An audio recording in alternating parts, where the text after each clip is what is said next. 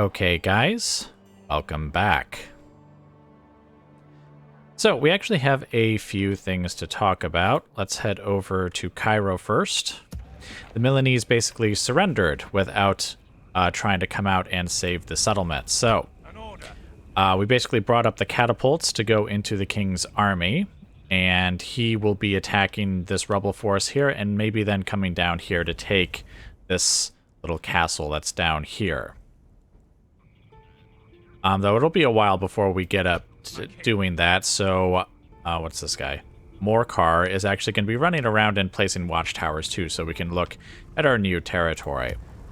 And hopefully we'll be able to build these up to get a little more money out of them. I think Alexandria's income went up, but then it went back down, so I'm wondering if, because I think Morcar was in there, he might have actually been boosting their income without me realizing it. But we should also be able to train up a couple more merchants down here and get some of this stuff. I don't think I've mentioned in any past videos, but as you can see, the merchants up here are actually doing very, very well. At least 100, well, actually at least 200 for each of these, which, when you compare that to like the merchants that are here over in England, what's he making? 14, 36, 63. I didn't realize merchants were quite so, I guess, useless.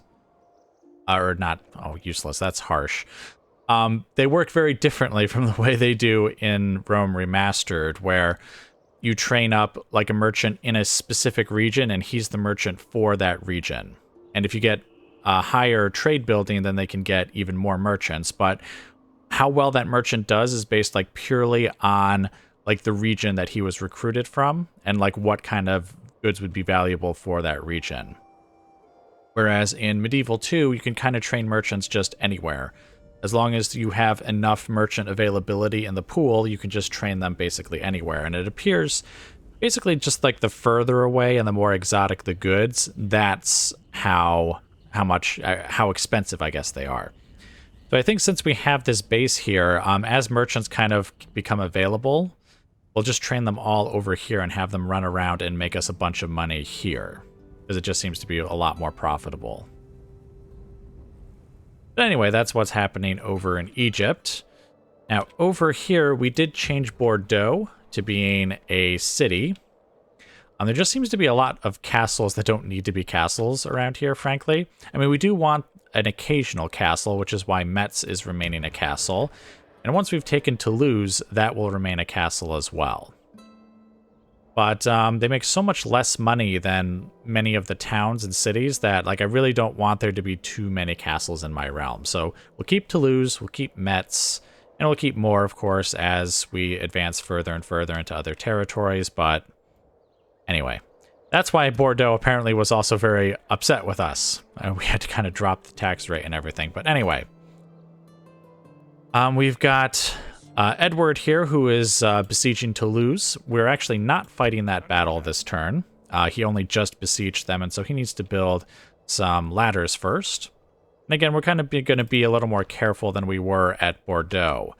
Basically just trying to take out like the towers around the gate, and having the ladders be more of a distraction rather than actually expecting them to like fully take the walls. But we do need some ladders for that, which is why we're waiting a single turn, and then we'll go do that. Let's see, yes, the King of France is actually besieging Angers, which I don't think he's going to win that fight. He's only brought 3 units, and I mean, my units aren't great, but I'm pretty sure we would still win that fight, so oh well. Oh well for him. We cleaned up a couple of small forces here. Robin took out just a single unit of rebels that was over here.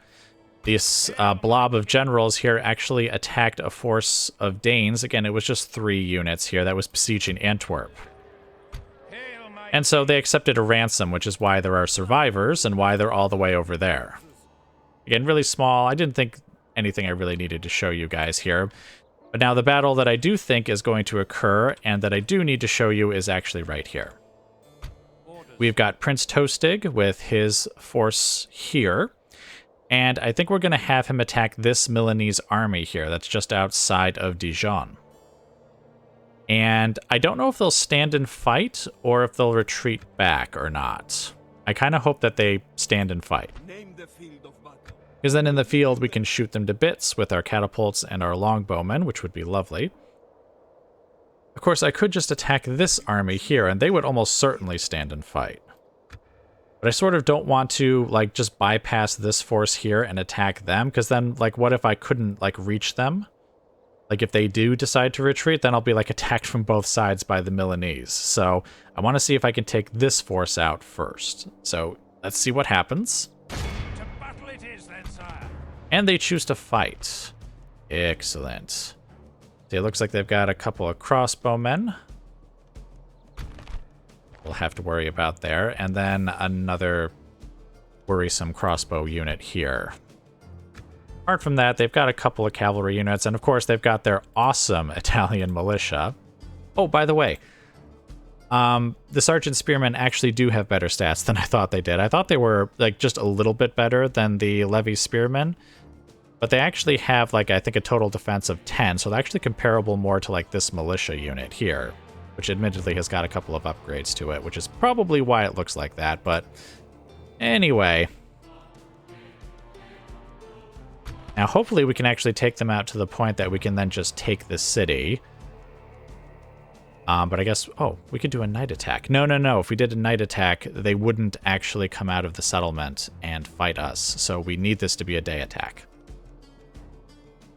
Interestingly, it says it's a 1-to-1, which I guess they do have a lot of units, admittedly. A lot of infantry. But I think we've got this. So let's just get right in there and attack.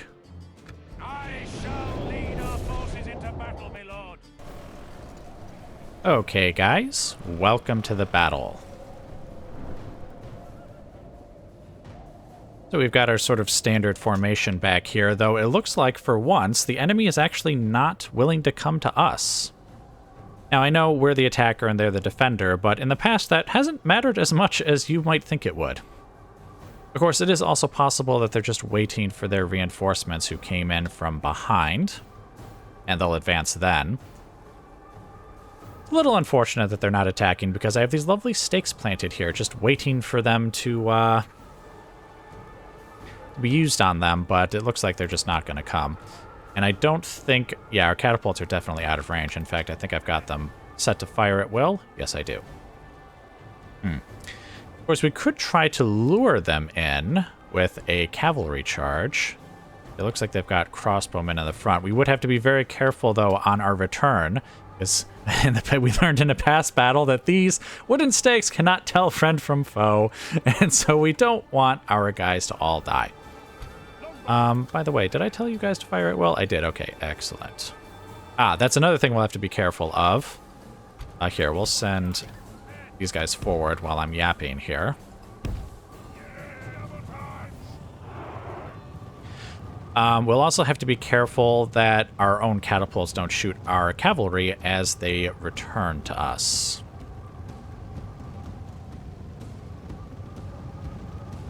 They do have excellent range. All right. Charge in there and let them have it. And you might want to move a little quickly, actually. Oh, wait. Where are you fighting?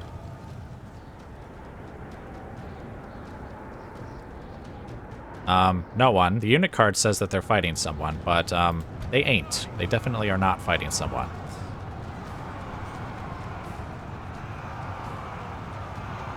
All right, well, that got them routing nice and quick. Okay, you guys get back over here, though. Let's not engage those spear militia too much. Our men are winning the battle. If we Ow, continue like ow, this, we will ow. smash the Holy enemy. crap. How did we lose so many men? Oh, we're being shot by some of their crossbows. Yeah, I guess that would be why. Okay, you guys get over... Oh, whoops. No. Grab both of these guys and get over here. And you guys get over here. Oh, and apparently we managed to get just so amongst their units over there that we probably caused them to kill some of our guys anyways. Oh well. Come on, guys, hurry up, hurry up. being chased by some mounted sergeants over there, after all.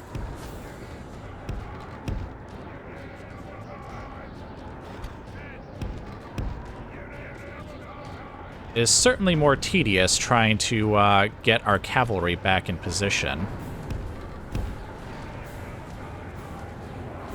Let's see if we can actually lure them into... Okay, turn around. And let's see.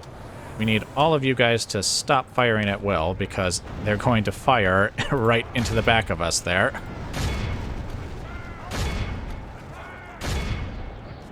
Okay, let's see. You guys are in guard mode. All right, excellent. All right, you guys, get out of your formation and attack.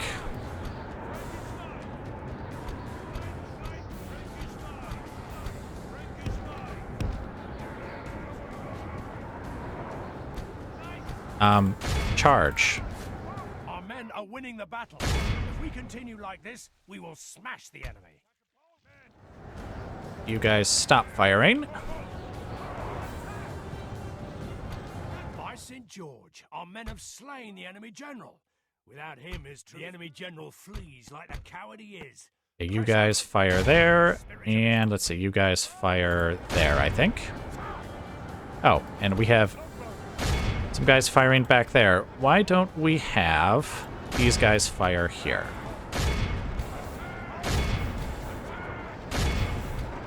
Okay, you guys, come back. Come back over here now.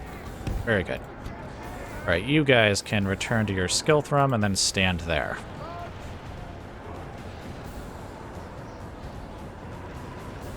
The enemy are badly bloodied. Holy crap. Did you guys just destroy your catapult with your own shot?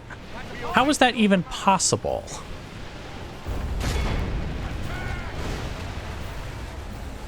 You guys fire there at the mounted sergeants. I mean, I guess that was a smart thing to do. To try and come around and attack the catapult crew like that, but, anyway.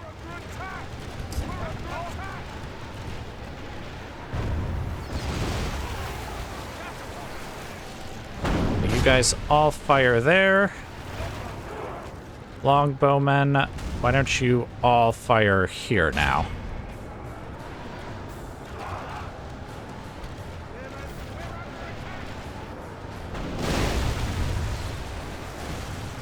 What was that? Okay, that was the sound of the catapult firing. That seemed a little louder than it should have been. You guys fire over there now.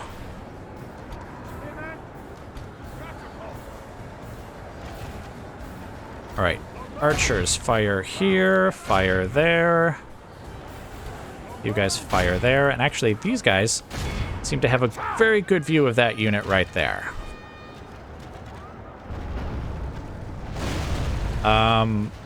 Holy crap, where are you guys firing? I thought I told all of you to fire on the general, so why is he firing across my lines like that?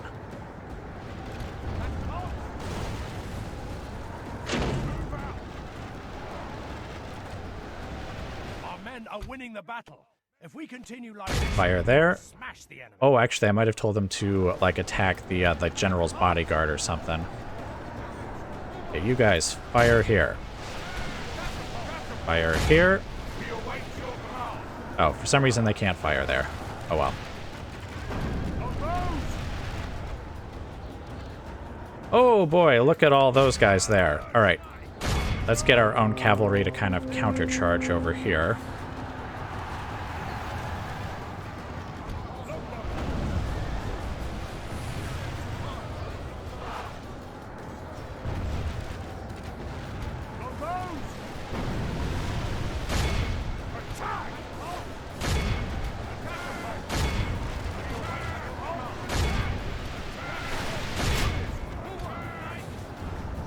Okay, they're routed and broken, so let's bring our cavalry back. Oh, actually, They have lost half their you men. guys will probably run right onto those stakes, so why don't we have you kind of go this way? Pursue and run them down. And that's it. Right, everyone stop firing. And actually, then fire at will. And we'll let them just shoot at whoever is still available to be shot. All right, let's get our cavalry just kind of in position here. You know what? We can tell everyone to stop firing now. Oh,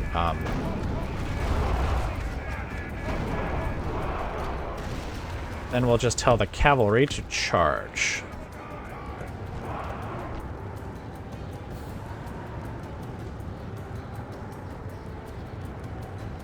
Should be able to wipe out basically all of this infantry here, I think.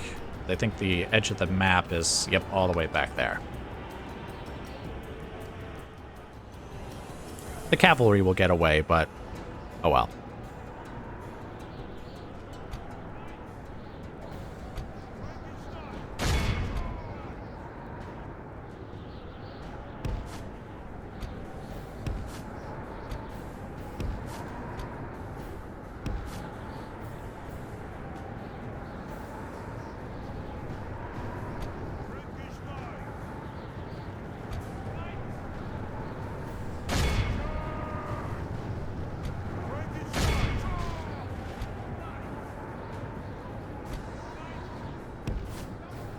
Oh, see if you can catch... Oh, yeah, nah, we aren't going to catch them. Oh, well.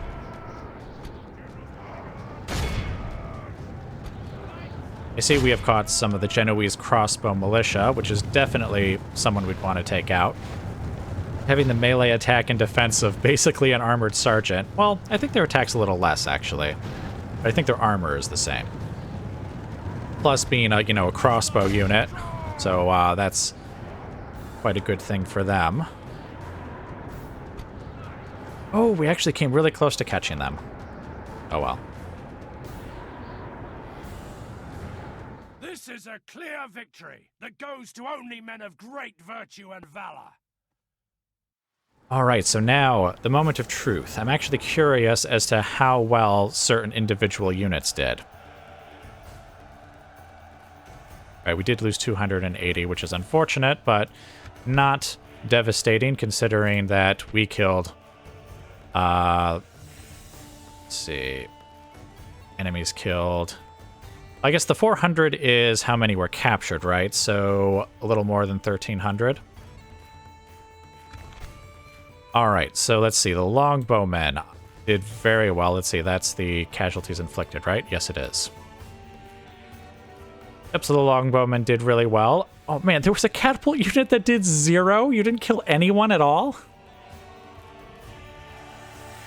Well, alright. I mean, the catapults did somewhat well. I think it would have been better, to be honest, if we hadn't had to lure them back towards our lines and they had just obligingly come to us right at the get-go, because I did have to have the catapults not fire at first.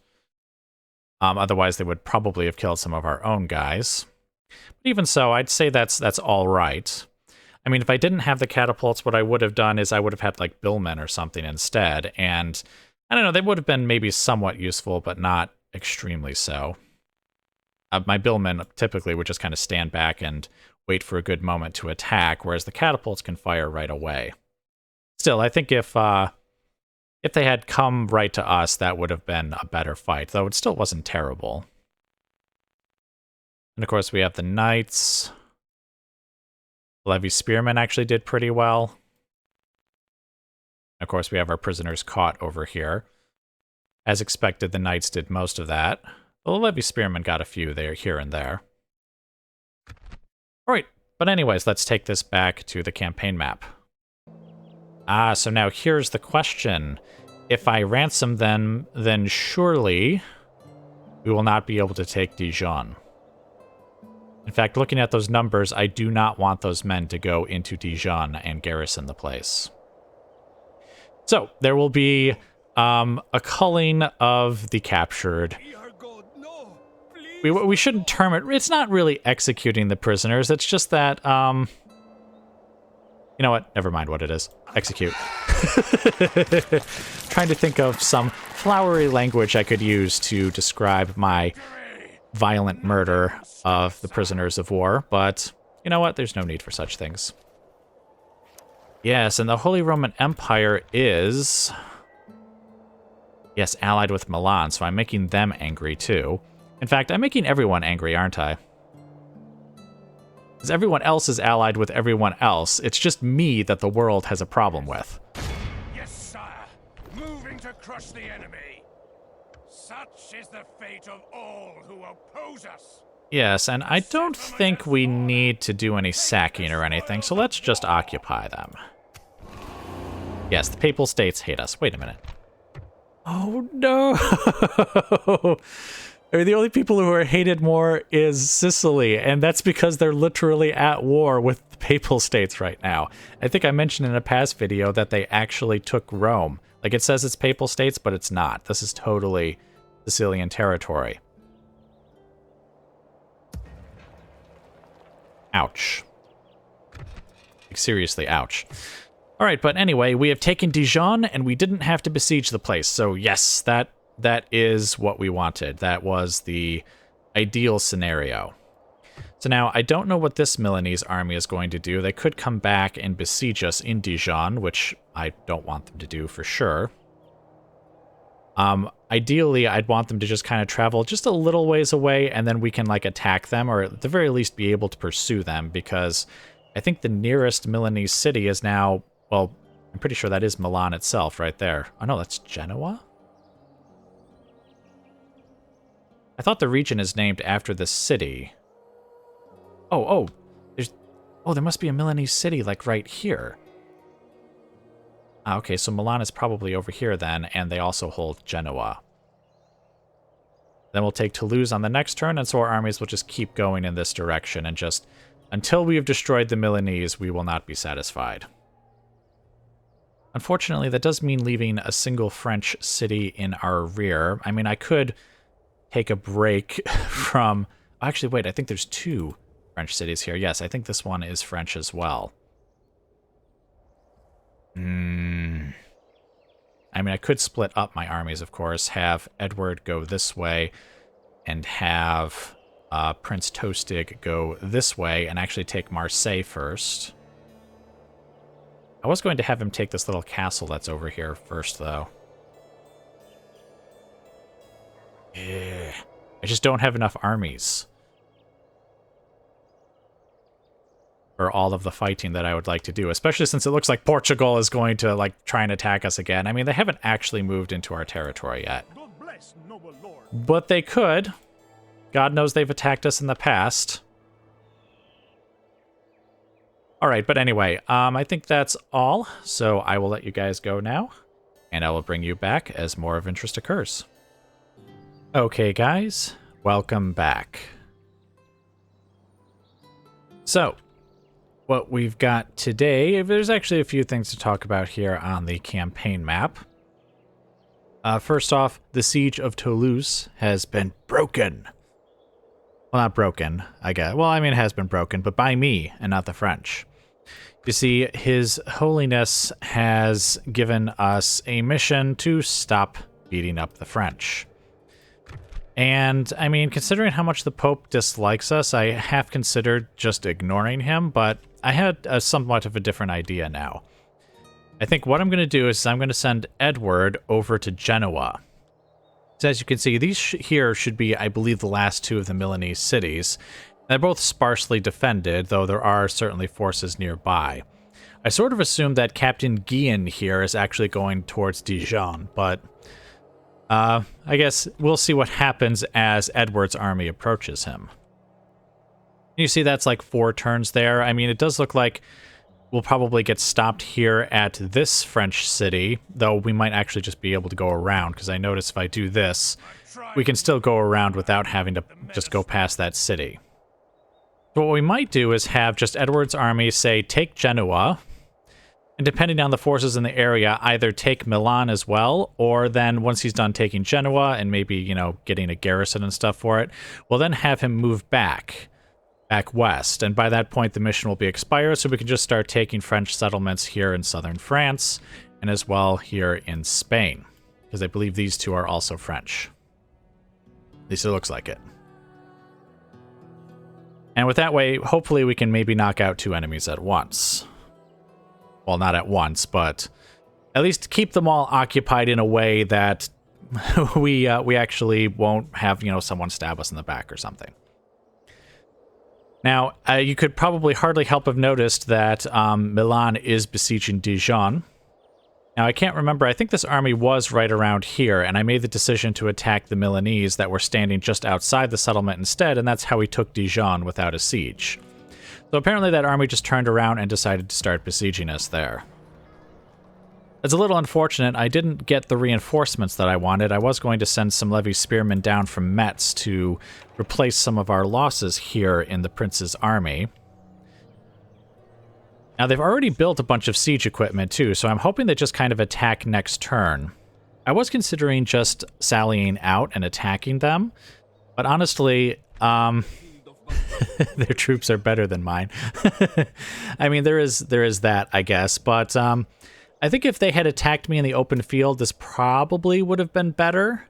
But trying to get all of my troops outside of the settlement and into position, and the enemy won't be attacking us, we'll be attacking them, I sort of prefer the idea of them actually trying to take the walls and the streets from us. I feel like we would just have a better chance of it using our catapults and our longbowmen to sort of massacre them in the streets. So anyway, we're just going to let that play out, and again, hopefully they'll attack like next turn or something, because I don't want to take too much attrition before they do attack. But anyway, oh, one of my generals actually was killed. You see, in this region, there's actually some extra mercenary spearmen, and I had a general here at Reims who was going to just pop over to this region and grab them before taking them further south. Unfortunately, he was ambushed by these rebels here and killed. So we have the general army, I guess is what we're going to be calling this, plus the extra spear militia who are going to come down here and kill them. And it looks like Denmark is...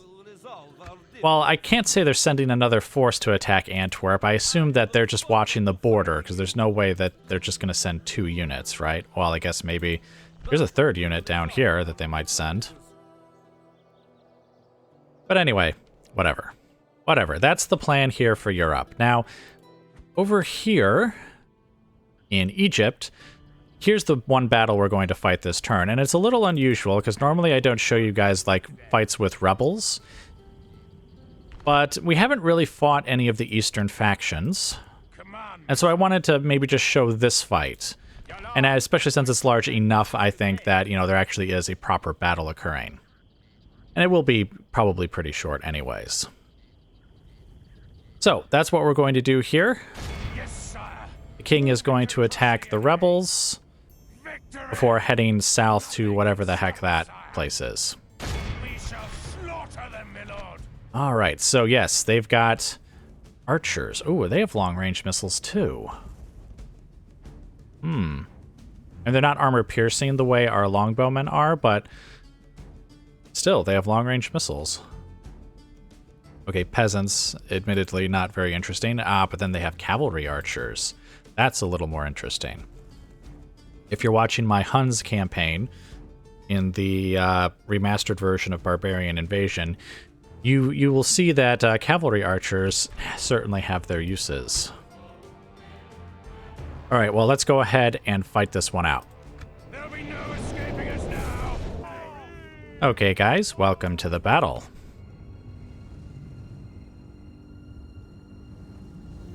So here be our enemies. And they're not approaching us, which I guess is kind of makes sense, since we are the attacker. They don't have any particular need to approach us. So what we'll do is I'm just going to move my forces here, probably to the top of this hill, actually. Facing down on them, and our catapults should be within range at that moment, once they get to the top of the hill here. Now, I don't know if our longbowmen will be within range, but I think even if just the catapults are within range, that's probably fine.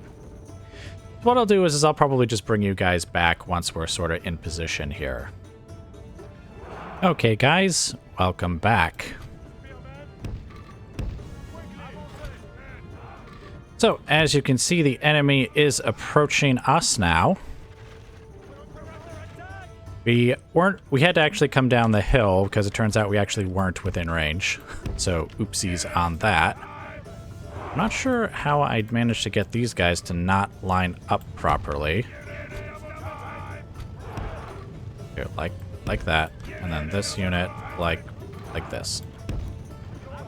It's a little weird. Alright, but anyway, you guys go ahead and fire there. And our archers, I think, are already firing on the Mamelukes over there, but I sort of think that they should actually probably be firing over here as well. They did kill a bunch of them, but I think they're killing less of them now that they're doing their little circly run thing. There we go.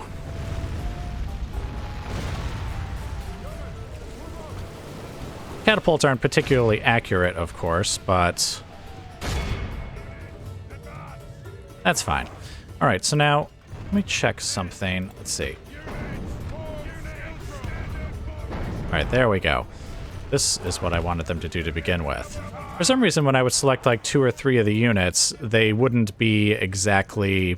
Well, you saw it. Like, one unit was thin, the other 2 were really kind of fat and out of range for some reason. Oh, enemy general is dead. Excellent. Alright, here come the peasants coming forward now. Don't think they will do too well against our units here. Oh, they're already routing in the back there.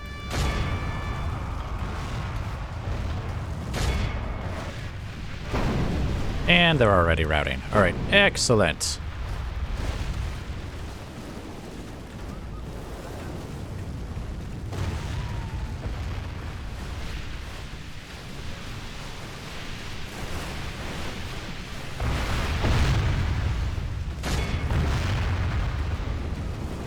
The enemy are badly bloodied. They have lost half their men. Yes. Alright, let's have the cavalry chart. Well, no, some of them are coming back. We might as well just let our units continue firing on them, since they're all still within range anyways. Maybe a couple more catapult shots directly into their midst here will also help convince them to retreat again. Assuming they hit them.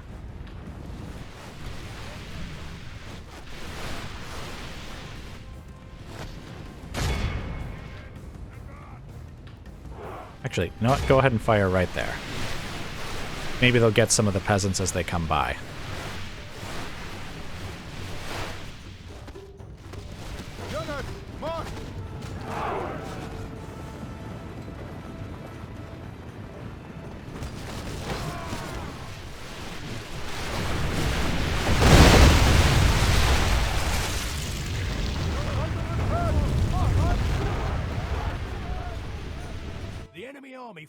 Alright, and with that, they all perish. Well, flee. They all flee. So let's get our cavalry out here. Now, something that was interesting, and I wonder if I was making a mistake, I actually was trying to place stakes with the longbowmen before the battle, but that ability was actually grayed out for some reason. Now, that wouldn't have actually helped us in this fight anyways, because we had to go to them, not the other way around. But it was kind of odd. I wonder, oh, maybe it's because I'm the attacker. Like, you can't set up like a defensive position if you are not in fact the defender. Maybe that is it.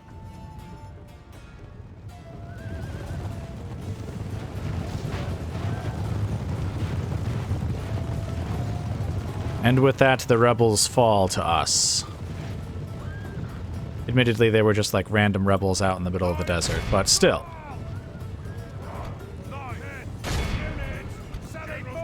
Come on, guys, push forward. I forgot, they won't really pass through a unit to get to another unit, so you gotta have them attack the actual unit itself. Also, I realize rebels don't have anyone who can ransom them, so I'm guessing that even though these guys are quote-unquote captured, they're just kind of automatically dead. Like, I didn't pay attention to that in past fights against the rebels. Like, I never got a screen afterwards that said, hey, ransom, execute, or... what's the other one? Release.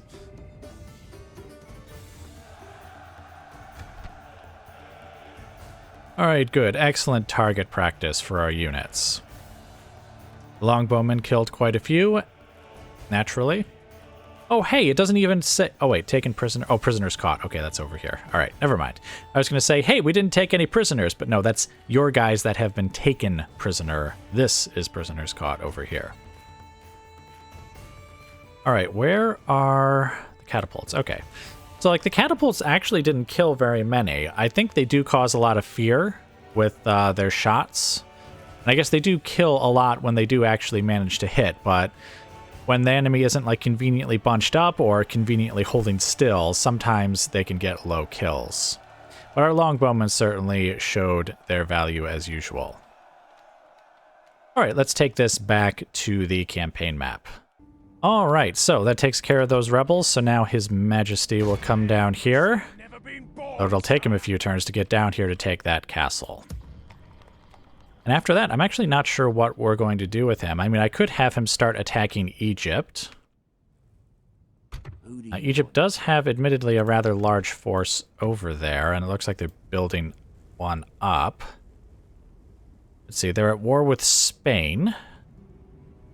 And with no one else. It's interesting, because I don't think they have much, if any, territory over here. I would think it would be the Moors who would be at war with Egypt. Oh, but wait, Egypt was the target of the last crusade. Perhaps they just never got a peace deal with them. That could be it. But anyway, looks like Egypt has, like, hardly any troops over here, though. Which means I could, while their troops are occupied elsewhere, kind of attack in this direction and take Gaza, Jerusalem,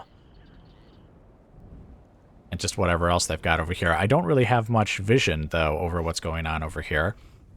I do have a spy here who's kind of been wandering around, or is increasingly wandering in that direction, and I did erect a single watchtower over here, just to see if any of their troops would be coming, but it doesn't look like that's the case.